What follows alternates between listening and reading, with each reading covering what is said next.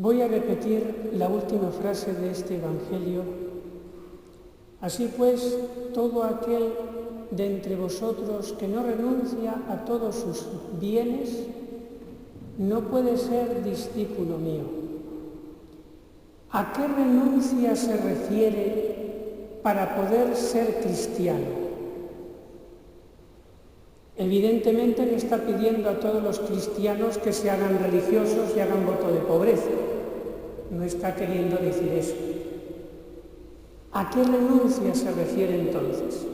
Esto lo explica muy bien San Ignacio de Loyola en sus ejercicios espirituales cuando habla de los grados de humildad.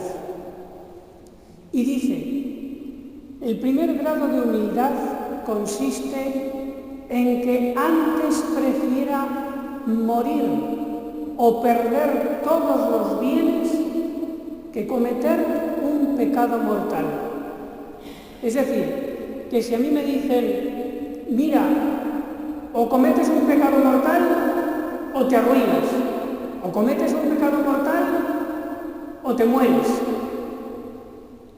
tengo que escoger perderlo todo, incluso la vida, antes que ofender a Dios gravemente.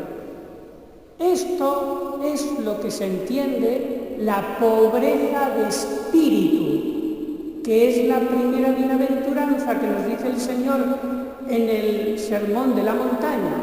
Bienaventurados, dichosos los pobres en el espíritu, porque de ellos será el reino de los cielos.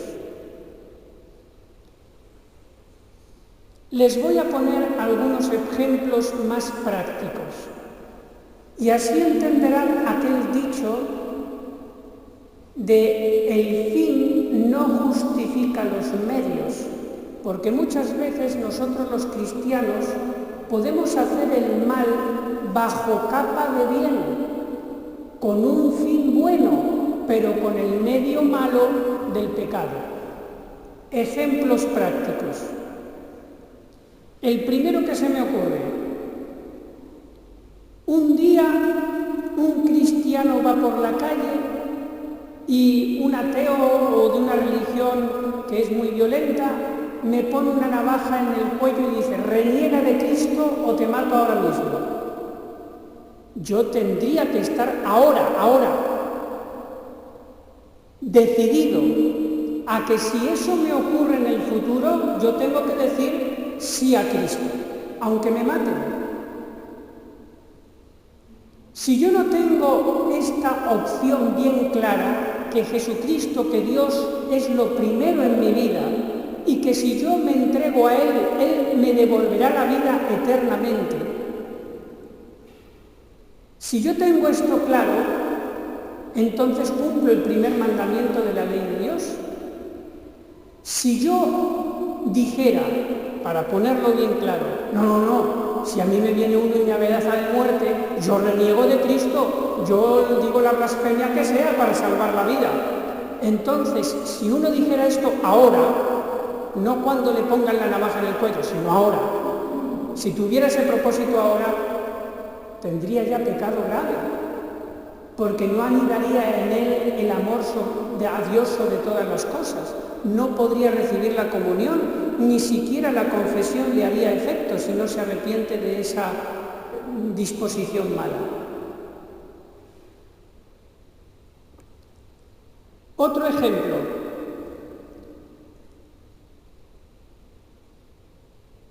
Nunca se debe abortar por más que yo pretenda evitar algún mal. Por ejemplo, porque quiero trabajar, porque quiero estudiar, por lo que sea. Por ejemplo, nunca convivir con una persona a modo de esposo y esposa, pues para ver si nos va bien y entonces después casarme por la Iglesia. Todo esto hay que tenerlo bien claro para cumplir ese primer mandamiento y ser discípulos de Cristo. Por ejemplo, pues no robar, aunque sea después para dárselo a los pobres. Por ejemplo, nunca mentir para, diríamos, conseguir estar en paz, aunque eso no sería pecado grave, sería pecado venial. Por ejemplo, voy a dejar que el novio o la novia haga cosas feas conmigo porque si no me abandona. ¿Ven? Todo eso, si no lo tengo bien claro, pues no cumplo el primer mandamiento de la ley de Dios. Y más cosas que podría decir. Voy a poner un ejemplo real. Una niña de 12 años en Italia. Resulta que un chico un poco mayor que ella la pretende hacer cosas malas con ella. Y ella le dice que no. Y el chico le dice, si no te dejas, te mato. Y ella le vuelve a decir que no. Y el chico la coge y le da 14 puñaladas. Esa niña de 12 años murió, porque no murió de repente, sino en el hospital, murió diciendo, perdono a Alejandro, que fue el que le apuñaló. Esa niña de 12 años hoy está en los altares, se llama Santa María Goretti. Antes morir que pecar.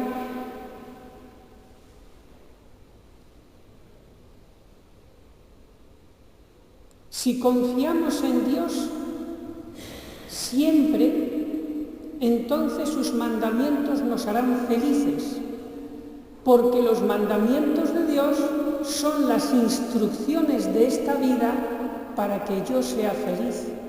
Dios lo da, esos mandamientos, para mi bien, no para fastidiarme. Y el no cumplir los mandamientos de Dios tiene como consecuencia que las cosas me vayan mal.